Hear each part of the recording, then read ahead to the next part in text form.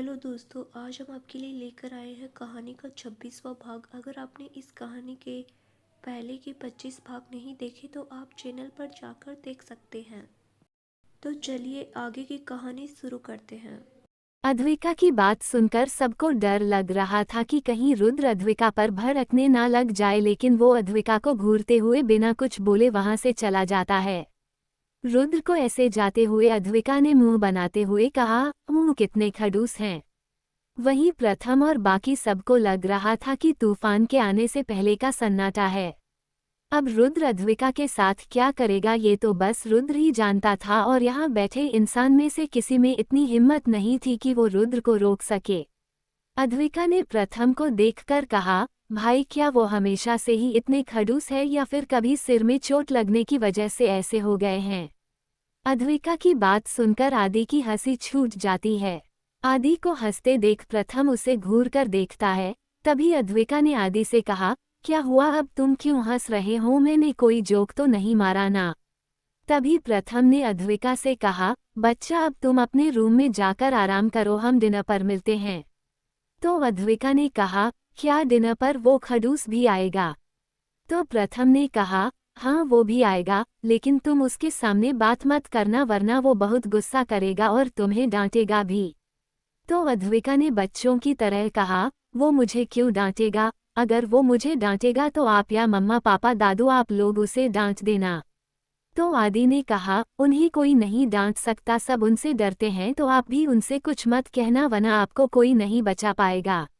आदि की बात सुनकर अद्विका एक अच्छे बच्चे की तरह अपना सिर हिला देती है और अपने रूम की तरफ चली जाती है। इस वक्त अद्विका के दिमाग में तरह तरह के सवाल आ रहे थे रुद्र को लेकर। तभी अद्विका ने अपने रूम की तरफ जाते हुए कहा, भले ही सब उस खड़ूस से डरते होंगे लेकिन मैं उस खड़ूस से नहीं डरूंगी और पता लगाकर रहूंगी आखिर हमारे ही घर में रहकर ये सबको क्यों डराता है। वहीं अद्विका के जाने के बाद शिल्पा जी ने कहा, पता नहीं रुद्र अब क्या करेगा। तो प्रथम ने शिल्पा जी से कहा, डोंट वरी मॉम, वो कुछ नहीं करेगा, वो कभी अद्वि को हट नहीं होने देगा एंड डोंट वरी, वो सब संभाल लेगा। तो शिल्पा जी हाँ में सिर हिला देती हैं। तभी शिल्पा जी ने कहा, अच्छा सुनो, सार्थक और अभीक की शादी के बाद की कुछ रस्में रह गई थीं तो वो रस्में हम कल करने वाले हैं, तो तुम दोनों ऑफिस मत जाना। तो सार्थक और अभीक दोनों अपना सिर हिला देते हैं। किरण जी और रीता जी ने डिसाइड किया था जो रस्में रह गई हैं उन्हें यहीं ओबरॉय पैलेस में ही करेंगे। वो लोग इसे भी बिल्कुल अपना घर ही मानते थे और जो गृह प्रवेश की रस्म है उसे जब वो अपने बंगलो जाएंगे तब पूरा कर लेंगे, लेकिन अभी फिलहाल वो लोग यहाँ थे तो बाकी की रस्म यहीं करने का डिसाइड हुआ था। सब लोग अपने रूम में फ्रेश होने चले गए थे। कुछ देर बाद सब डाइनिंग टेबल पर बैठकर खाना खा रहे थे। वहीं अद्विका की नजरें रुद्र पर ही टिकी हुई थी। वो खाना कम खा रही थी, रुद्र को ज्यादा घूर रही थी और ये बात रुद्र भी अच्छे से नोटिस कर रहा था, लेकिन फिलहाल के लिए रुद्र चुपचाप अपना खाना खा रहा था। सब लोग डिनर के बाद वहीं हॉल में बैठकर बातें करने लगते हैं, लेकिन रुद्र गार्डन में चला जाता है। वो इस वक्त अद्विका के आसपास नहीं रहना चाहता था, क्योंकि अद्विका का कोई भरोसा नहीं था कि कब वो रुद्र को सबके सामने फिर से भाई बोलने लग जाए। अद्विका भी सबके साथ बैठकर बातें कर रही थी। तभी शिल्पा जी ने सबकी तरफ देखकर कहा, अब आप लोग जाइए, जाकर सो जाइए, रात बहुत हो चुकी है, बाकी बातें सुबह कर लेना। शिल्पा जी की बात मानकर सब लोग अपना सिर हिला देते हैं। तभी रुद्र भी अपने रूम की तरफ जा रहा था। रुद्र को देखकर अद्विका ने अपने मन में कहा, आज तो मैं इस खड़ूस को बताकर ही रहूंगी कि ये मेरे घर में रहकर मेरी फैमिली को नहीं डरा सकता। इतना सोचकर अद्विका भी अपने कदम रुद्र के पीछे पीछे बढ़ा देती है। रुद्र का रूम अद्विका के रूम की जस्ट बगल वाला था, इसलिए रुद्र ने उस पर ज्यादा गौर नहीं किया, लेकिन अपनी बीवी के चेहरे को देखकर वो ये जरूर बता सकता था कि उसके दिमाग में इस वक्त जरूर कुछ खुराफाती चल रहा है। रुद्र अपने रूम में जाकर डोर क्लोज करने वाला था, तभी अद्विका जल्दी से उसके रूम में घुस जाती है। रुद्र को समझ नहीं आता कि अद्विका उसके रूम में क्यों आई है। रुद्र अद्विका को एक नज़र देखकर दरवाजा बंद कर देता है। दरवाजा बंद होते देख अद्विका को डर लगने लगता है, लेकिन वो अपने फेस पर शो नहीं होने देती। तभी अद्विका ने रुद्र को देखकर घूरते हुए कहा, क्या मैं ये जान सकती हूँ तुम मेरे घर में रहने के बावजूद मेरी फैमिली को क्यों डरा रहे हो? आखिर तुम मेरी फैमिली से चाहते क्या हो? क्या तुम कोई डॉन हो जो तुमने मेरी फैमिली को होस्टेज बना रखा है? देखो सब तुमसे डरते होंगे लेकिन मैं तुमसे बिल्कुल नहीं डरती। रुद्र अद्विका के सामने अपनी पैंट की पॉकेट में अपने हाथ डालकर खड़ा हुआ था और चुपचाप उसकी बातें सुन रहा था, या यूं कह ले कि उसके हिलते हुए होठों को देख रहा था। आज इतने दिनों बाद अद्विका होश में उसके सामने थी और वो अभी खुद को कंट्रोल करके खड़ा हुआ था, वरना इस वक्त रुद्र का मन अद्विका को जी भरकर प्यार करने का कर रहा था। वहीं जब अद्विका रुद्र को अपनी बात का जवाब देते नहीं देखती तो वो चिढ़ जाती है और उसने चिढ़ते हुए कहा, क्या तुम इसी तरह खड़े होकर मुझे घूरते रहोगे या कोई जवाब भी दोगे? रुद्र बिना कुछ बोले अपने कदम अद्विका की तरफ बढ़ा देता है। रुद्र को अपनी तरफ आते देख अद्विका अपने कदम पीछे लेने लगती है। अद्विका ने रुद्र को देखकर हकलाते हुए कहा, देखो मेरे पास मत आओ, जो पूछा है उसका जवाब दो और वो भी मुझसे दूर रहकर। अद्विका पीछे जाते हुए दीवार से टकरा जाती है। अब तक रुद्र बिल्कुल अद्विका के करीब पहुंच गया था। अद्विका इस वक्त रुद्र और दीवार के बीच फंसी हुई थी, वहीं रुद्र इस वक्त अद्विका की आंखों में देख रहा था। अद्विका रुद्र और दीवार के बीच फंसी हुई थी, वहीं रुद्र इस वक्त अद्विका की आंखों में देख रहा था। तभी अद्विका ने रुद्र की चेस्ट पर हाथ रखकर उसे पीछे की तरफ पुश करते हुए कहा, तुम दूर रहकर बात नहीं कर सकते, यूं चिपक क्यों रहे हो? रुद्र अद्विका के हाथ को पकड़कर उसके सिर के ऊपर दीवार से लगा देता है। रुद्र ने अपने एक हाथ से अद्विका के हाथ को पकड़ रखा था और रुद्र का दूसरा हाथ अद्विका की कमर पर कसा हुआ था। धीरे धीरे रुद्र अद्विका के ऊपर झुकने लगता है और अपने होठों को अद्विका के सॉफ्ट होठों से जोड़ लेता है। रुद्र के होठों को अपने होठों पर महसूस करते ही अद्विका की आंखें हैरानी से बड़ी हो जाती हैं। वहीं रुद्र सॉफ्टली अद्विका को किस कर रहा था। अब अद्विका की आंखें धीरे धीरे बंद हो जाती हैं और वो भी रुद्र की किस को रिस्पॉन्स देने की कोशिश करने लगती है, लेकिन रुद्र के होठ उसके होठों पर हावी हो रहे थे। रुद्र की किस वाइल्ड हो चुकी थी। इतने दिनों से वो अद्विका से दूर था तो वो अपनी तड़प को कम करने की कोशिश कर रहा था। वहीं अद्विका रुद्र की किस में खोने लगी थी, उसे रुद्र का करीब आना अच्छा लग रहा था। जब अद्विका की सांसें उखड़ने लगती हैं तब जाकर रुद्र अद्विका के होठों को आज़ाद करता है। रुद्र के छोड़ते ही अद्विका लंबी लंबी सांसें लेने लगती है। इस वक्त अद्विका का चेहरा एक लाल पड़ चुका था, वहीं रुद्र अभी भी एकटक उसे ही देखे जा रहा था। तभी रुद्र अद्विका को अपनी गोद में उठाकर बेड की तरफ चला जाता है। रुद्र अद्विका को ले जाकर बेड पर लिटा देता है तो अद्विका ने रुद्र को देखकर कहा, ये क्या कर रहे हैं आप?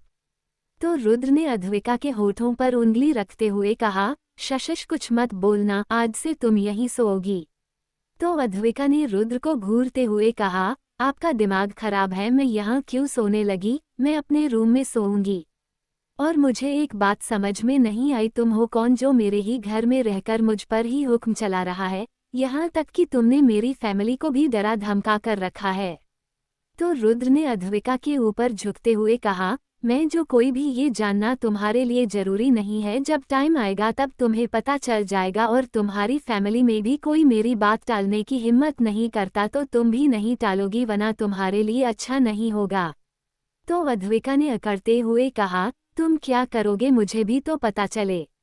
तो रुद्र ने अद्विका की आंखों में देखते हुए कहा, तुम अपने भाई से प्यार करती हो ना, तो सोचो अगर तुम्हारे भाई को कुछ हो जाए तो तुम क्या करोगी?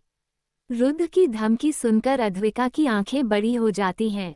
अद्विका ने घबराते हुए कहा, तुम मेरे भाई को कुछ नहीं करोगे? तो रुद्र ने कहा, ठीक है लेकिन एक ही शर्त पर। तो अद्विका ने रुद्र की तरफ देखकर कहा, कैसी शर्त? तो रुद्र ने कहा, यही कि तुम्हें मेरी हर बात माननी पड़ेगी, समझी? तो अद्विका ने कहा, लेकिन तुम ऐसा क्यों कर रहे हो? तो रुद्र ने कहा, तुम्हारे लिए ये जानना जरूरी नहीं है, तुमसे जितना कहा जाता है उतना करो, ज्यादा दिमाग लगाने की जरूरत नहीं है। अब चुपचाप अपनी आंखें बंद करो और सो जाओ। इतना बोलकर रुद्र अद्विका के ऊपर से उठ जाता है और अपनी शर्ट के बटन खोलने लगता है। रुद्र को शर्ट के बटन खोलते देख अद्विका ने कहा, ये आप क्या कर रहे हैं? रुद्र अपनी शर्ट निकालकर सीधा बेड पर अद्विका की बगल में लेट जाता है। अद्विका रुद्र से दूर खिसकने लगती है तो रुद्र ने उसे अपनी बाहों में समेटकर कहा, चुपचाप सो जाओ वरना तुम्हारे लिए अच्छा नहीं होगा। वहीं रुद्र अपनी आंखें बंद कर लेता है। रुद्र के बोलने पर अद्विका ने भी अपनी आंखें बंद कर ली थीं और कुछ ही देर में उसे नींद आ जाती है। जब रुद्र को फील होता है कि अद्विका सो गई है तो वो अपनी आंखें खोलकर देखता है तो उसकी क्यूट सी बीवी उसकी बाहों में सुकून से सो रही थी। अद्विका के चेहरे को देखकर रुद्र के फेस पर स्माइल आ जाती है और वो आगे बढ़कर उसके होठों को चूमकर अपनी आंखें बंद कर लेता है। अगली सुबह अद्विका की नींद खुलती है तो उसके सामने रुद्र का हैंडसम चेहरा था। रुद्र इस वक्त अद्विका को अपनी बाहों में भरकर सो रहा था। आज रुद्र सुकून से सो रहा था क्योंकि उसे अद्विका के उठने से पहले नहीं जाना था। आज उसने अद्विका को अपने साथ सुलाया था। वहीं अद्विका गौर से रुद्र के फेस को देख रही थी। इस वक्त उसे रुद्र और भी ज्यादा चार्मिंग लग रहा था क्योंकि उसके बाल उसके माथे पर बिखरे हुए थे और आंखें बंद थी। आज रुद्र के फेस पर सुकून दिखाई दे रहा था। अद्विका बेख्याली में ही अपने हाथ से रुद्र के बालों को सहलाने लगती है। थोड़ी देर बाद रुद्र की नींद खुलती है। उसकी आंखें सीधा अद्विका की आंखों से जा मिलती हैं। रुद्र को जगह देखकर अद्विका जल्दी से अपना हाथ पीछे खींच लेती है तो रुद्र ने अद्विका को देखकर कहा, क्या हुआ? तो अद्विका ने बैठते हुए कहा, कुछ नहीं, अब मुझे चलना चाहिए। इतना बोलकर अद्विका बेड से खड़ी हो जाती है। तभी उसकी नज़र एक पेंटिंग पर जाती है जो एक कपड़े से ढकी हुई थी। उस पेंटिंग को देखकर अद्विका अपने कदम उसी तरफ बढ़ा देती है। अद्विका पेंटिंग के सामने जाकर उसके ऊपर से कपड़ा हटा देती है। उस पेंटिंग को देखकर अद्विका की आंखें हैरानी से बड़ी हो जाती हैं क्योंकि ये पेंटिंग रुद्र की थी। इस पेंटिंग में रुद्र बस टॉवल में था। अद्विका को हैरानी इसलिए और हो रही थी कि उस पर उसका नाम लिखा था। वहीं रुद्र बस अद्विका को देखे जा रहा था। वहीं पेंटिंग को देखकर अद्विका को कुछ धुंधली धुंधली यादें आने लगती हैं और उसका सिर चकरा जाता है और वो बेहोश हो जाती है। इससे पहले वो गिरती रुद्र उसे अपनी बाहों में संभाल लेता है। रुद्र अद्विका को ले जाकर बेड पर लिटा देता है और जाकर अपना फ़ोन उठाकर डॉक्टर को कॉल करता है। थोड़ी देर बाद डॉक्टर के साथ बाकी घरवाले भी रुद्र के रूम में मौजूद थे। वहीं प्रथम रुद्र को घूर रहा था। डॉक्टर ने अद्विका को चेक करने के बाद कहा, घबराने की कोई बात नहीं है, ये ठीक है। अचानक से इन्हें कुछ यादें आने लगी थी जिस वजह से बेहोश हो गई। थोड़ी देर बाद इन्हें होश आ जाएगा। इतना बोलकर डॉक्टर वहां से चले जाते हैं। Unconditional love. डॉक्टर के जाने के बाद प्रथम ने रुद्र को घूरते हुए कहा, पहले तू मुझे ये बता, अद्वि तेरे रूम में क्या कर रही है? तो रुद्र ने प्रथम को देखकर बिना किसी एक्सप्रेशन के कहा, ये कैसा सवाल है, बीवी है वो मेरी तो मेरे ही रूम में रहेगी। तो प्रथम ने रुद्र को देखकर कहा, कैसी बातें कर रहा है तू, उसे कुछ याद नहीं है और अगर तू उसे जबरदस्ती याद दिलाने की कोशिश करेगा तो वो कोमा में जा सकती है। तो रुद्र ने प्रथम को देखकर कहा, तुझसे किसने कहा कि मैं उसे कुछ याद दिलाने की कोशिश कर रहा हूँ? वो अपनी मर्जी से यहाँ रहेगी, समझा? और अब मुझे इस बात पर कोई बहस नहीं चाहिए। जाओ, जाकर रेडी हो जाओ, ऑफिस नहीं जाना क्या? रुद्र की बात सुनकर धीरे धीरे सब वहां से खिसक लेते हैं। किसी को रुद्र का गुस्सा झेलने का शौक नहीं था। वहीं रुद्र भी वॉशरूम में चला जाता है। थोड़ी देर बाद रुद्र वॉशरूम से बाहर आता है। इस वक्त उसने टॉवल के अलावा और कुछ नहीं पहन रखा था। वो मिरर के सामने खड़े होकर अपने बाल सुखा रहा था। तभी अद्विका भी धीरे धीरे होश में आ जाती है। अद्विका धीरे धीरे अपनी आंखें खोलकर इधर उधर देखती है तो उसकी नज़र मिरर के सामने खड़े रुद्र पर जाती है। रुद्र को देखकर अद्विका जल्दी से हड़बड़ाकर बैठ जाती है। अद्विका ने अपने सामने टॉवल में खड़े रुद्र को देखकर चिल्लाते हुए कहा, तुम बेशर्म इंसान, तुम में शर्म नाम की कोई चीज़ है भी या नहीं, या सारी शर्म बेच खाई है? अद्विका के चिल्लाने पर रुद्र अद्विका की तरफ देखता है जो अपनी आंखों पर हाथ रखे हुए बैठी हुई थी। तो रुद्र अपने कदम अद्विका की तरफ बढ़ा देता है। रुद्र ने अद्विका के पास जाकर कहा, क्या हुआ, तुम ऐसे रिएक्ट क्यों कर रही हो जैसे तुम मुझे ऐसे पहली बार देख रही हो। तो अद्विका ने कहा, तुम पागल हो, मैंने तुम्हें कब ऐसे देखा। तो रुद्र ने पेंटिंग की तरफ इशारा करते हुए कहा, वो पेंटिंग देख रही हो तुम्हारी ही बनाई हुई है, तुमने ये बनाई है तो इसका मतलब तुमने मुझे ऐसे देखा है। अब तुम्हें याद नहीं है तो मेरी गलती नहीं है, और हाँ अब तुम उठो और अपने रूम से अपना सारा सामान यहाँ शिफ्ट करो क्योंकि तुम यहीं रहोगी। तो अद्विका ने कहा, मैं यहाँ नहीं रहूंगी, समझे तुम। तो रुद्र ने कहा, लगता है तुम मेरी बात भूल गई, कल मैंने तुमसे क्या कहा था। तो अद्विका को याद आता है कल रुद्र ने उसे धमकी दी थी। वो याद करके अद्विका ने कहा, देखो रात की बात अलग है, सबके सोने के बाद मैं यहाँ आ सकती हूँ, लेकिन दिन में तो मुझे सब देखेंगे तो मैं यहाँ कैसे रह सकती हूँ, अगर कोई मुझसे कुछ पूछेगा तो मैं क्या जवाब दूंगी। तो रुद्र ने अद्विका की आंखों में देखते हुए कहा, कोई तुमसे कुछ नहीं पूछेगा, इसलिए शाम तक तुम्हारा सारा सामान इस रूम में होना चाहिए। रुद्र की बात पर अद्विका अपना सिर हिला देती है और वहां से उठकर अपने रूम में चली जाती है। रुद्र भी रेडी होकर नीचे डाइनिंग हॉल में नाश्ते के लिए चला जाता है। थोड़ी देर बाद अद्विका भी चुपचाप आकर वहां बैठ जाती है। अद्विका ने किसी की तरफ अपना सिर उठाकर नहीं देखा था, उसे अजीब लग रहा था क्योंकि वो कल रात रुद्र के रूम में सोई थी, अगर कोई उससे पूछेगा तो वो क्या बोलेगी। Unconditional love. रुद्र नॉर्मल होकर अपना ब्रेकफास्ट कर रहा था। रुद्र को देखकर अद्विका ने अपने मन में कहा, मुझे धमकाकर खुद आराम से ठूंस रहा है, मन तो कर रहा अभी इसे पीट पीट कर इसका भरता बना दूं। इस वक्त अद्विका के फेस के एक्सप्रेशन बिगड़ रहे थे। रुद्र अद्विका के फेस को देखकर अच्छे से समझ गया था कि उसकी बीवी उसे ही गालियां दे रही है। तभी रुद्र ने खड़े होकर कहा, अगर मुझे गालियां देना हो गया हो तो नाश्ता भी कर लो, या फिर गालियां देने से ही पेट भरना है। रुद्र की बात सुनकर अद्विका की आंखें हैरानी से बड़ी हो जाती हैं। अद्विका ने खुद से कहा, इसे मेरे मन की बात भी सुनाई देती है। तो रुद्र ने अद्विका को देखकर कहा, मुझे बहुत कुछ सुनाई देता है, तो अपने इस छोटे से दिमाग को शांत रखा करो, फालतू की चीजें दिमाग में ना आए वरना टॉलरेट तुम्हें ही करना पड़ेगा बाद में। इतना बोलकर रुद्र वहां से चला जाता है। वहीं अद्विका आंखें फाड़े उसे देख रही थी। बाकी लोगों को अद्विका की हालत पर हंसी आ रही थी, बेचारी को क्या पता रुद्र उसके बोलने से पहले ही सब समझ जाता है। उसकी याददाश्त गई है लेकिन हरकतें वही हैं क्यूट वाली। रुद्र बाहर निकलकर आता है तो प्रथम ने उसे रोकते हुए कहा, एक मिनट पहले तू ये बता, तूने बच्चा से क्या कहा है जो वो तेरी हर बात मान रही है। तो रुद्र ने बिना किसी इमोशन के कहा, कुछ नहीं, बस उसके भाई को मारने की धमकी दी है। रुद्र की बात सुनकर प्रथम के साथ साथ अभीक और सार्थक की आंखें भी हैरानी से बड़ी हो जाती हैं।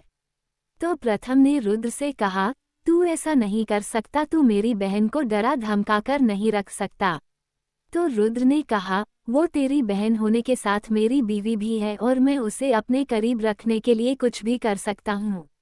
इतना बोलकर रुद्र जाकर अपनी गाड़ी में बैठ जाता है। प्रथम भी जाकर गाड़ी में बैठ जाता है और उनकी गाड़ी ऑफिस के लिए निकल जाती है। वहीं घर में सार्थक और अभीक की शादी के बाद की रस्में होने की तैयारी हो रही थी। सबसे पहले मुंह दिखाई की रस्म रखी जाती है क्योंकि कुछ रस्में सार्थक और अभीक के साथ होनी थी तो उन्हें शाम को शिफ्ट कर दिया जाता है। जिन रस्मों में लड़के की जरूरत नहीं होती वो रस्में पहले रखी जाती है। धीरे धीरे सारी रस्में हो गई थीं, तब तक शाम भी हो गई थी। वहीं प्राची, आलिया, अद्विका और सिया ने मिलकर छवि और मुक्ति को दुल्हन की तरह रेडी कर दिया था। अब उन लोगों की रस्में सार्थक और अभीक के साथ होने वाली थीं और आज ही दोनों की सुहागरात होने वाली थी। मुक्ति का दिल तो जोरों से धड़क रहा था क्योंकि अभी तक उसके और अभीक के बीच किसके अलावा कुछ नहीं हुआ था। वहीं छवि भी नर्वस लग रही थी, भले ही वो और सार्थक एक बार फिजिकल हो चुके थे लेकिन उसके बाद वो दोनों करीब नहीं आए थे और उस वक्त भी छवि नशे में थी। वहीं सार्थक और अभीक के साथ रुद्र और प्रथम भी ऑफिस से घर आ जाते हैं। तभी शिल्पा जी ने सार्थक और प्रथम से कहा, तुम दोनों आदि के रूम में जाकर रेडी हो जाओ और जल्दी नीचे आओ। तो सार्थक ने कहा, हम अपने रूम में क्यों नहीं जा सकते? तो किरण जी ने कहा, क्योंकि तुम दोनों के रूम में तुम्हारी बीवी रेडी हो रही हैं और हमने तुम्हारे कपड़े आदि के रूम में रखवा दिए हैं, तो तुम वहीं जाकर रेडी हो जाओ। किरण जी की बात सुनकर वो दोनों चुपचाप आदि के रूम की तरफ चले जाते हैं। कुछ देर बाद वो लोग भी रेडी होकर आ जाते हैं। सार्थक ने एक क्रीम कलर का कुर्ता पहना हुआ था, वहीं अभीक ने स्काई ब्लू कलर का कुर्ता पहना हुआ था। दोनों इस वक्त काफी हैंडसम लग रहे थे। रुद्र और प्रथम भी अपने कैजुअल कपड़े पहनकर नीचे आ जाते हैं। वहीं अद्विका और सिया मुक्ति और छवि को लेकर हॉल में पहुंच जाती हैं। सार्थक की नज़र तो छवि के चेहरे से हट ही नहीं रही थी और अभीक का भी यही हाल था। वहीं कोई और भी था जिसकी नज़रें किसी के चेहरे पर टिकी हुई थी, और वो और कोई नहीं हमारे रुद्र साहब ही थे जो अद्विका को ही देख रहे थे। इस वक्त अद्विका भी तैयार ही थी, क्योंकि दिन में भी कुछ रस्में हुई तो सब रेडी हुए थे, तो उसके बाद उसने अपने कपड़े चेंज नहीं किए थे। रुद्र ने किसी और पर कोई ध्यान नहीं दिया था, बस अद्विका को ही देखे जा रहा था। तभी रुद्र के बगल में बैठे प्रथम ने उसके कान के पास जाकर कहा, उसे ऐसे घूरना बंद कर, यहाँ से वो कहीं भागी नहीं जा रही है। तुझे देखकर लग रहा है तू उसे अपनी आंखों में कैद करने वाला है। तो रुद्र ने अद्विका को देखकर कहा, वो तो कब का कैद हो चुकी है और अब इस कैद से उसका आज़ाद होना नामुमकिन है। वहीं छवि और मुक्ति को सार्थक और अभीक के बगल में बैठा दिया जाता है, क्योंकि ये अंगूठी ढूंढने की रस्म थी। तभी शिल्पा जी सामने दूध से भरे रखे पतीले को देखकर कहा, तुम दोनों को इसमें से ये अंगूठी ढूंढनी है। जो ये अंगूठी पहले ढूंढेगा जिंदगी भर उसकी ही चलेगी। और फिर शिल्पा जी अभीक और मुक्ति के सामने रखे पतीले में अंगूठी डालकर घुमा देती हैं, और मुक्ति और अभीक दोनों अपना हाथ उसमें डालकर अंगूठी ढूंढने लगते हैं। उस पतीले में कुछ और भी डला हुआ था, जिस वजह से अंगूठी आसानी से नहीं मिलने वाली थी। तभी अभीक ने अपनी माँ से कहा, मम्मा इसमें कंकड़ क्यों भर रखे हैं? अभीक की बात सुनकर शिल्पा ने कहा, उसमें कंकड़ नहीं है, वो शेल्स है, उन्हें कौड़ियाँ कहते हैं। शिल्पा जी की बात सुनकर अभीक मुंह बना लेता है, और फिर तभी मुक्ति अंगूठी निकाल लेती है। मुक्ति के हाथ में अंगूठी देखकर सब मुस्करा देते हैं। तभी एक बार फिर अंगूठी पतीले में डाल दी जाती है। इस बार अंगूठी अभीक के हाथ में थी। अब आखिरी बार अंगूठी को पतीले में डाला जाता है। दोनों अंगूठी को ढूंढ रहे थे। तभी अंगूठी अभीक के हाथ में आ जाती है, तो वो एक नज़र मुक्ति को देखता है और पतीले के अंदर ही वो मुक्ति की उंगली में वो अंगूठी पहना देता है। अभीक के ऐसा करने पर मुक्ति उसे देखने लगती है। मुक्ति अपना हाथ बाहर निकालती है तो उसकी उंगली में रिंग थी। ये देखकर शिल्पा जी ने कहा, ये लो, जो काम हम करवाने वाले थे हमारे अभीक बाबू ने पहले ही कर दिया। तभी अद्विका ने कहा, अब कुछ भी हो विनय तो भाभी ही हैं, भाई तो हार गए। अद्विका की बात सुनकर सब मुस्करा देते हैं। अब सार्थक की बारी थी। सार्थक और छवि में तो जैसे कंपटीशन हो रहा था, और इसी तरह एक बार सार्थक और एक बार छवि ने अंगूठी ढूंढी थी, और आखिरी बार दोनों के हाथ में एक साथ अंगूठी आई थी। तो रीता जी ने कहा, लगता दोनों की बराबर चलने वाली है। तभी शिल्पा जी ने कहा, अच्छा अब तुम ये रिंग छवि को पहना दो। शिल्पा जी के बोलने पर सार्थक वो रिंग छवि को पहना देता है।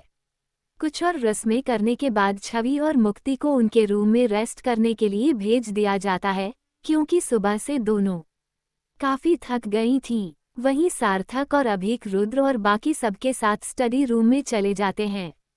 तभी आदि ने उन दोनों को देखते हुए कहा, आप दोनों यहाँ क्या कर रहे हैं? आप दोनों अपने रूम में जाए, आपकी बीवी आपका वेट कर रही होंगी, वैसे भी आज आपकी सुहागरात भी है। तो प्रथम ने कहा, वो तो शादी वाली रात को होती है, तो आज कैसे हुई? तो आदि ने प्रथम से कहा, ओहो भाई, शादी वाले दिन इनकी शादी की कोई रस्म नहीं हो पाई थी, इसीलिए आज रस्में हुई हैं, और सुहागरात भी तो आज ही होगी ना। तभी रुद्र ने उठते हुए कहा, तुम लोग जाओ, मैं भी जा रहा हूँ। तो आदि ने रुद्र से कहा, भाई इनकी तो सुहागरात है, इसलिए इन्हें रूम में जाना चाहिए, लेकिन आप इतनी जल्दी क्यों जा रहे हो? आपकी तो सुहागरात नहीं है ना।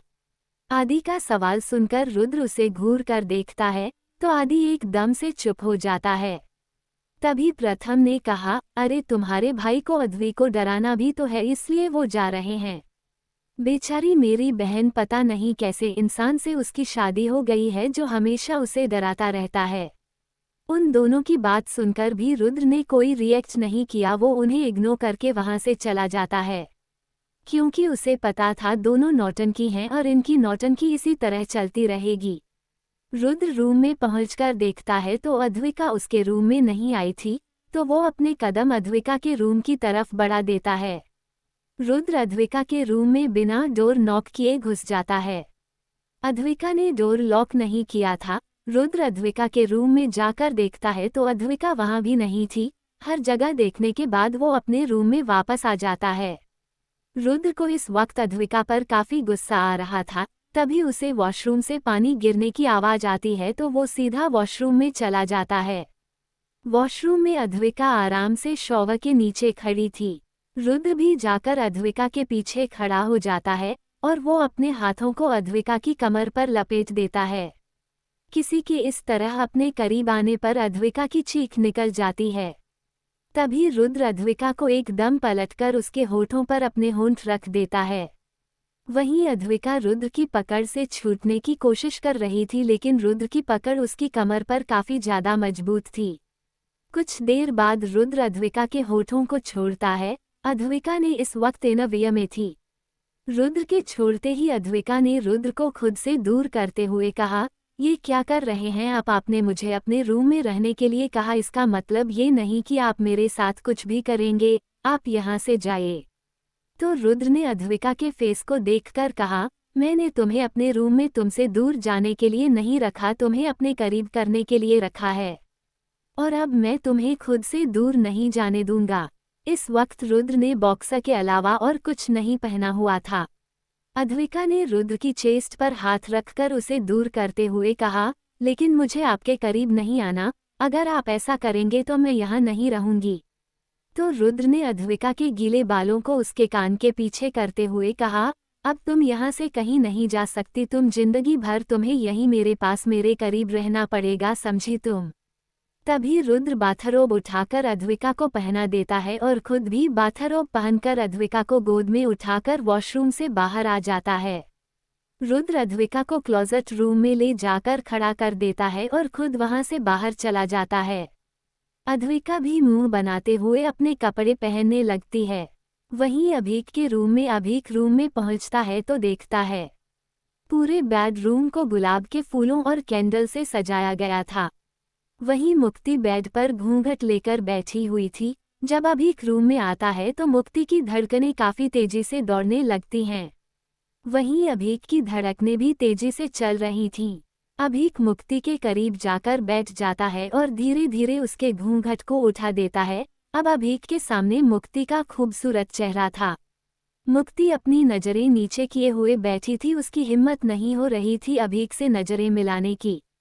तभी अभीक मुक्ति की चिन पकड़कर उसके फेस को ऊपर की तरफ करता है, लेकिन मुक्ति की पलकें अभी भी झुकी हुई थीं। तभी अभीक ने मुक्ति से कहा, क्या हुआ बीवी, तुम तो ऐसे शर्मा रही हो जैसे हम पहली बार मिल रहे हैं। हम इसी रूम में एक साथ रह रहे हैं, लेकिन आज तो ऐसा लग रहा है जैसे तुम मुझे पहली बार देख रही हो। मेरी तरफ देखो बीवी। अभीक के बोलने पर मुक्ति अपनी नजरें उठाकर उसकी तरफ देखती है तो उसे अभीक की आंखों में अपने लिए बेइंतहा मोहब्बत नजर आती है। अभीक आगे बढ़कर मुक्ति के माथे पर अपने होठ रख देता है तो मुक्ति की आंखें बंद हो जाती है। तभी अभीक ने मुक्ति के हाथों को अपने हाथों में लेते हुए कहा, रिलैक्स, इतना घबराने की जरूरत नहीं है, अगर तुम्हें टाइम चाहिए तो मैं वेट कर लूंगा, लेकिन तुम घबराओ मत। अच्छा, मैं चेंज करके आता हूँ, तुम भी चेंज कर लो। अभीक वहां से उठकर जाने लगता है तो मुक्ति उसका हाथ पकड़ लेती है।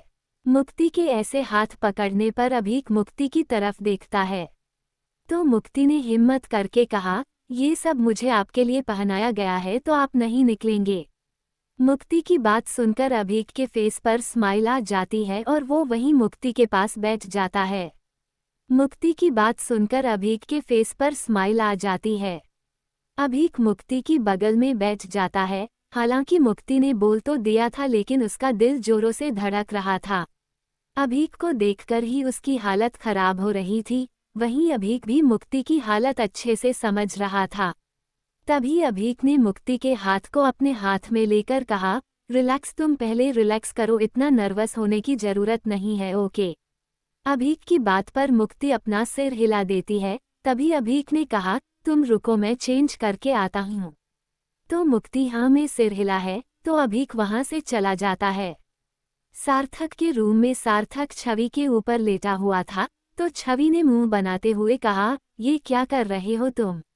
तो सार्थक ने छवि से, दिखाई नहीं दे रहा आज हमारी सुहागरात है, तो सुहागरात में जो करते हैं मैं भी वही कर रहा हूँ। तो छवि ने सार्थक को अपने ऊपर से हटाते हुए कहा, इस तरह से मैं पहली बार देख रही हूँ कि ऐसे भी सुहागरात मनाते हैं। छवि की बात सुनकर सार्थक ने उसे घूरते हुए कहा, तुमने किसकी सुहागरात देखी है? तो छवि ने कहा, किसी की नहीं देखी, लेकिन इतना तो पता है न, और वैसे भी हमारे बीच ये सब पहले भी हो चुका है। पहले भी हमने कपड़े पहने हुए तो ये सब नहीं किया था। दरअसल छवि ने अभी अपने पूरे कपड़े पहने हुए थे और उसे इरिटेशन हो रही थी, क्योंकि सार्थक ने उसे चेंज करने नहीं जाने दिया था। तो सार्थक ने शरारत से कहा, तुम्हें बड़ा जल्दी है कपड़े उतारने की, वैसे तुम्हें कुछ करने की जरूरत नहीं है, मैं तुम्हारे कपड़े निकाल देता हूँ। इतना बोलकर सार्थक एक झटके में छवि का दुपट्टा उसके सिर से हटाकर फेंक देता है और एक झटके में उसे पलटकर उसके ब्लाउज की डोरी खींच देता है। छवि का ब्लाउज पीछे से पूरा खुल चुका था, तो वो बस उसकी बॉडी पर रखा हुआ था। सार्थक छवि को पलटकर उसका ब्लाउज निकाल देता है। सार्थक के ऐसा करने पर छवि अपने हाथों से खुद को कवर करने की कोशिश करती है, तो सार्थक ने उसके हाथों को पकड़ते हुए कहा, इन्हें छुपाने की जरूरत नहीं है बेबी, क्योंकि इन पर मेरा हक है।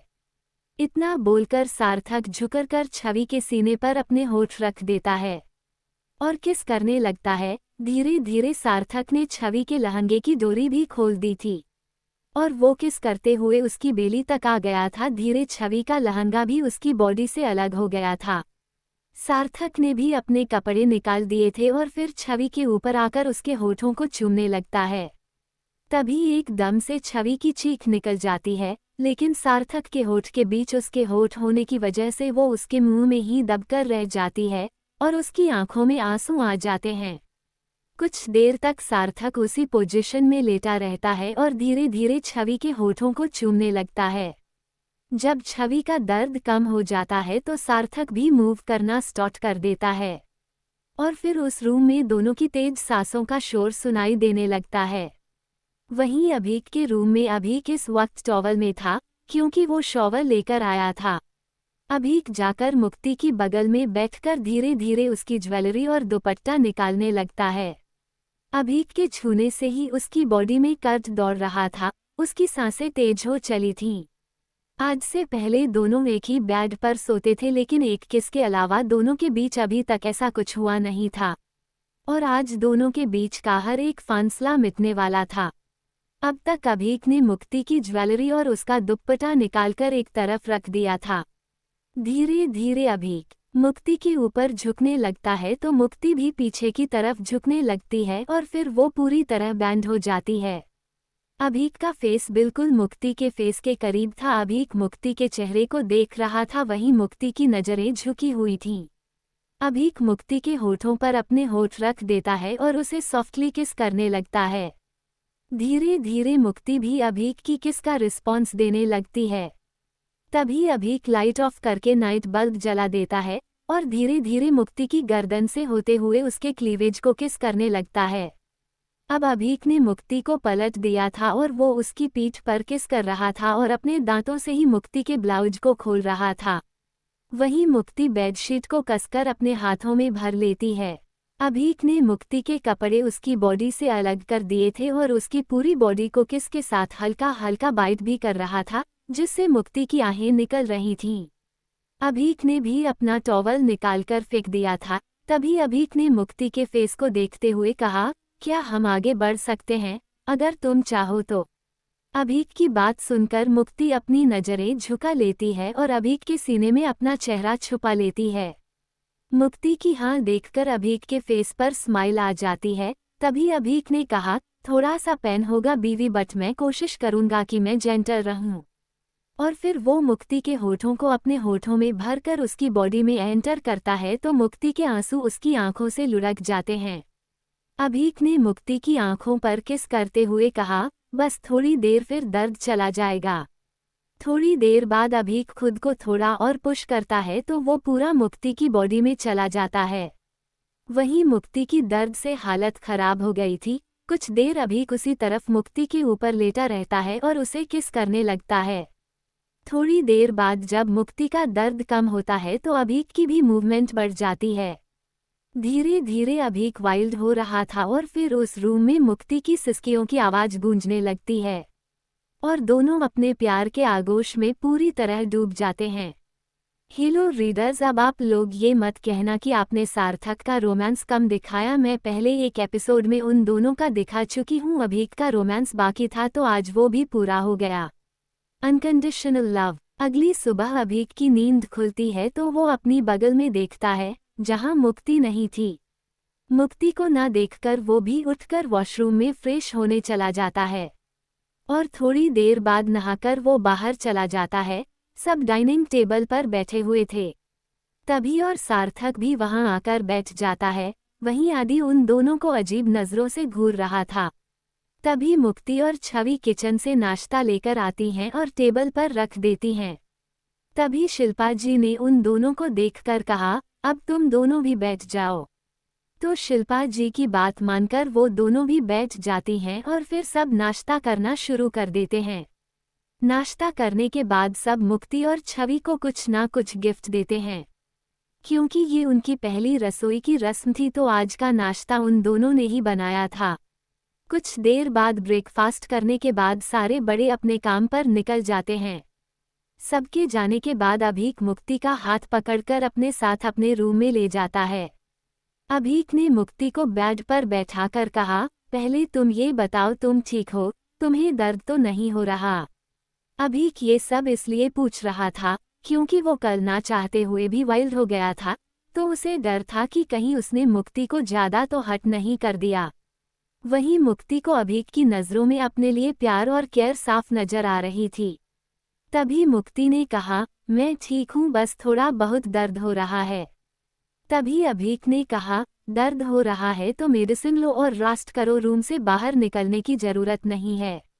और फिर अभीक एक मेडिसिन लाकर मुक्ति को दे देता है और उसे आराम करने का बोलकर उसके होठों पर हल्की किस करने के बाद वहां से चला जाता है।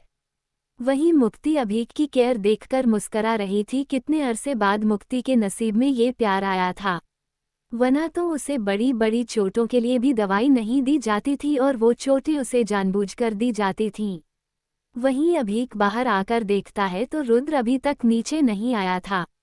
तो प्रथम ने अभीक को देखकर कहा, चलिए अगर बीवी से मिलना हो गया हो तो अभीक ने प्रथम को देखकर चिढ़ते हुए कहा, तू तो ऐसे बोल रहा है जैसे तू तो अपनी बीवी के पास भी नहीं जाता, और रुद्र को तो आने दे, फिर चलते हैं।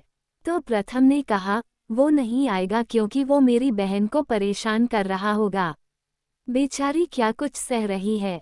वहीं रुद्र अद्विका को लेकर वॉशरूम में शॉवर के नीचे खड़े होकर उसके होठों को चूमने में लगा हुआ था। वो लोग अभी तक नीचे नहीं गए थे। रुद्र इस वक्त अपने बॉक्स में था, वहीं अद्विका अपने इनरवियर में थी।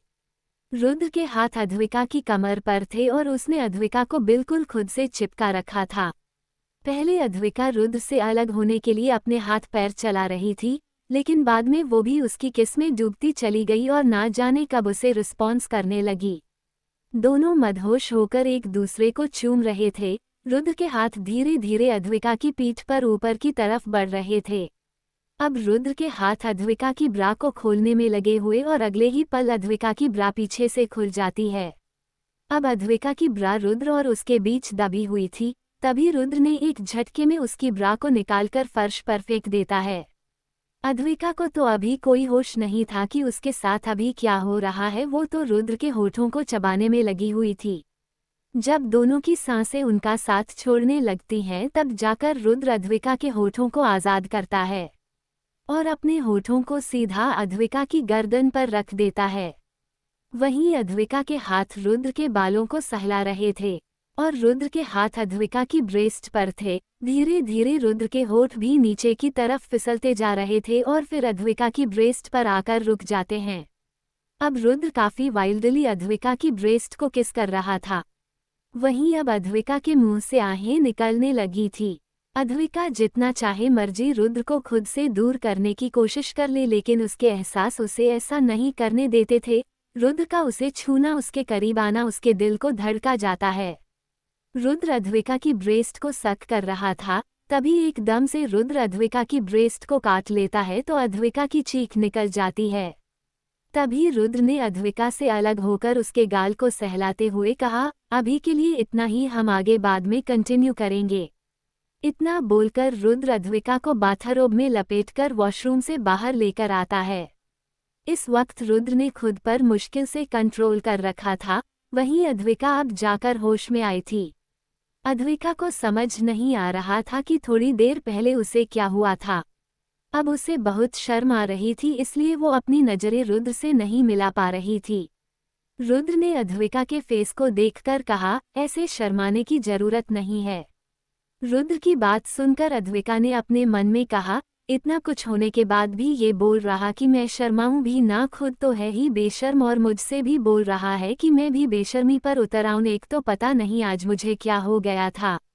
रुद्र अद्विका को क्लोजेट रूम में उतार देता है और खुद उसके लिए कपड़े निकालने लगता है। रुद्र अद्विका का बाथरोब निकालने लगता है तो अद्विका ने उसे रोकते हुए कहा, ये क्या कर रहे हो, मैं अपने कपड़े खुद पहन सकती हूँ, तुम जाओ यहाँ से। तो रुद्र ने अद्विका के बाथरोब की नोट खोलते हुए कहा, पता है तुम खुद कर सकती हो, लेकिन मेरा मन है तुम्हें कपड़े पहनाने का, तो मैं वही करूँगा जो मेरा मन होगा और तुम चुपचाप मेरी बात मानो। रुद्र की बात सुनकर अद्विका उसे घूर कर देखती है और चुपचाप खड़ी हो जाती है। उसे भी पता है रुद्र को जो करना है करके ही रहेगा, उससे बहस करने का कोई मतलब नहीं था। वहीं रुद्र अद्विका के बाथरोब को उतार देता है। ये देखकर अद्विका शर्म से अपनी आंखें बंद कर लेती है। Unconditional love. अद्विका को देखकर रुद्र के फेस पर स्माइल आ जाती है और वो अद्विका को कपड़े पहनाने लगता है। रुद्र अद्विका को कपड़े पहनाते हुए परेशान कर रहा था, वो उसे यहाँ वहाँ छू रहा था, जिससे अद्विका को रुद्र पर गुस्सा भी आ रहा था। थोड़ी ही देर में रुद्र ने अद्विका को उसके कपड़े पहना दिए थे। अब वो खुद अपने कपड़े पहनने लगता है। रुद्र को अपने सामने कपड़े पहनते देख अद्विका जल्दी से अपना मुंह फेर कर खड़ी हो जाती है। अद्विका को ऐसे देखकर रुद्र मुस्कुराने लगता है। थोड़ी ही देर में दोनों रेडी होकर नीचे आते हैं। अब तक सब लोग नाश्ता करके अपने अपने काम पर जा चुके थे। ये देखकर अद्विका का मुंह लटक जाता है, क्योंकि आज वो किसी से नहीं मिल पाई थी। तभी प्राची ने अद्विका से कहा, अद्वि चलो नाश्ता कर लो। तो अद्विका ने मुंह बनाते हुए कहा, मुझे नहीं खाना, सब चले गए, अब मैं अकेले खाऊंगी, मेरा मन नहीं कर रहा खाने का। तो रुद्र ने अद्विका को देखकर कहा, तुम अकेली कहाँ हो, मैं हूँ ना, मैं तुम्हें कंपनी देता हूँ, चलो ब्रेकफास्ट करो, ब्रेकफास्ट स्किप करना अच्छी बात नहीं होती। रुद्र की बात सुनकर अद्विका ने चिढ़ते हुए रुद्र से कहा, तुम तो मुझे ज्ञान ना ही दो तो अच्छा है। ये सब तुम्हारी वजह से हो रहा है, आज सब मुझसे बिना मिले ऑफिस चले गए सिर्फ तुम्हारी वजह से, और अब तुम मुझे ज्ञान दे रहे हो। अद्विका की बात सुनकर रुद्र ने उसे घूरते हुए कहा, हो गया तुम्हारा, अब अपना मुंह बंद रखो और चुपचाप चलो, अब तुम्हारा मुंह खुलना नहीं चाहिए, वरना मुझसे बुरा कोई नहीं होगा। इतना बोलकर रुद्र अद्विका को अपने साथ लेकर डाइनिंग एरिया की तरफ बढ़ जाता है। अद्विका का मुंह लटका हुआ था, वो रुद्र को ही घूर रही थी। वहीं प्राची ने दोनों के लिए नाश्ता लगा दिया था। रुद्र अपनी चेयर पर बैठा चुपचाप खा रहा था, वहीं अद्विका बस खाने को घूर रही थी। तभी रुद्र ने अद्विका से कहा, तुम्हारे ऐसे घूरने से वो खुद ब खुद पेट में नहीं चला जाएगा, चुपचाप खाओ। तभी अद्विका ने चिढ़ते हुए कहा, पहले तुम ये डिसाइड करो मुझे मुंह खोलना है या नहीं, खुद ही बोलते हो और अपनी बात से पलट भी जाते हो। तो रुद्र ने कहा, खाने के लिए मुंह खोलने को मना नहीं किया है, फालतू बकवास के लिए किया है, लेकिन वो अभी भी बंद नहीं है, अब चुपचाप खाओ। रुद्र की बात सुनकर अद्विका उसे घूरकर देखती है और खाने लगती है। नाश्ता करने के बाद रुद्र ऑफिस के लिए निकल जाता है। रुद्र के जाने के बाद अद्विका एक गहरी सांस लेती है, जैसे ना जाने कितना बड़ा बोझ उसके सिर से उतर गया हो। तभी उसकी नज़र सिया पर जाती है, जो वहीं हॉल में सोफे पर बैठी हुई थी। तो अद्विका भी जाकर सिया की बगल में बैठ जाती है। अद्विका ने सिया को देखकर कहा, तू ऐसे पूरे दिन घर में पड़ी पड़ी बोर नहीं हो जाती? तो सिया ने मासूम सी शक्ल बनाकर कहा, हो तो जाती हूँ, लेकिन क्या करूँ, घर से बाहर जाने की परमिशन नहीं है। तो अद्विका ने अपनी चमकती आंखों से कहा, तो चल ना, आज चलते हैं, यूं घर में पड़े रहने से अच्छा बाहर घूमकर आते हैं। तभी प्राची ने वहां आकर मना करते हुए कहा, तुम दोनों कहीं नहीं जा रहे हो, अगर रुद्र को पता चला तो तुम दोनों की टांगें तोड़ देगा वो। फिर बैठे रहना हमेशा के लिए, घर में अगर जाना ही है तो उससे परमिशन लेकर जाना, वरना उसके गुस्से से तुम दोनों को कोई नहीं बचा पाएगा। प्राची की बात सुनकर अद्विका का मुंह बन जाता है। तभी अद्विका ने प्राची से कहा, भाभी, सब लोग उस खड़ूस से इतना क्यों डरते हैं जो हर चीज के लिए हमें उसकी परमिशन लेनी पड़े? मुझे नहीं लेनी उससे परमिशन। तो प्राची ने कहा, तो इस घर से बाहर जाने के बारे में भी भूल जाओ, रुद्र तुम दोनों को ऐसे बाहर जाना कभी अलाउ नहीं करेगा। इतना बोलकर प्राची वहां से किचन की तरफ चली जाती है। वहीं अद्विका अपने दिमाग में कुछ खुराफाती सोचने लगती है। तभी अद्विका ने सिया से कहा, क्यों ना हम किसी को बिना बताएं बाहर जाएं और सबके आने से पहले वापस आ जाएंगे, इससे किसी को पता भी नहीं चलेगा और हम घूमकर भी आ जाएंगे। तो सिया ने मना करते हुए कहा, नहीं नहीं, मैं नहीं जा सकती, अगर भाई को पता चला तो मुझे वापस भेज देंगे, मुझे यहाँ से वापस नहीं जाना, यहीं रहना है और मैं उनकी हर शर्त मानूंगी। सिया की बात सुनकर अद्विका ने खुद से कहा, लगता है उस खड़ूस ने सबको डरा धमका कर रखा है, अब मुझे ही कुछ करना पड़ेगा, वरना सब इसी तरह उससे डरते रहेंगे और वो अपना हुक्म चलता रहेगा। वहीं रुद्र अपने कैबिन में बैठकर काम कर रहा था। तभी प्रथम रुद्र के कैबिन में आ जाता है। प्रथम को देखकर रुद्र ने कहा, तुम यहाँ क्या कर रहे हो? तुम्हारे पास कोई काम नहीं है? अगर नहीं है तो मुझे बताओ, मैं तुम्हें काम देता हूँ। तो प्रथम ने कहा, मेरे पास तो बहुत काम है, लेकिन मैं तुझे देखने आया था कि तू अभी तक ऑफिस आया है या नहीं, या अभी भी मेरी प्यारी सी बहन को परेशान करने में लगा है। तो रुद्र ने प्रथम को देखकर कहा, याददाश्त जाने के बाद वो शैतान हो गई है, किसी भी बात को सीधी तरह से मानती नहीं है तो उसे धमकाना पड़ता है। तभी रुद्र ने प्रथम को देखकर सीरियस होते हुए कहा, ये सब छोड़, ये बता, निखिल का कुछ पता चला, वो कहाँ है? तो प्रथम ने कहा, नहीं, उसके बारे में हमें कुछ पता नहीं चला है, जाने कहाँ छिपकर बैठा हुआ है। जब तक वो बाहर आज घूम रहा है तब तक हम अद्वी को बिना प्रोटेक्शन के बाहर नहीं जाने दे सकते, पता नहीं कब वो उसे चोट पहुंचा दे। तो रुद्र ने कहा, अगर उसने ऐसा करने की सोचा भी तो मैं उसे जिंदा नहीं छोड़ूंगा।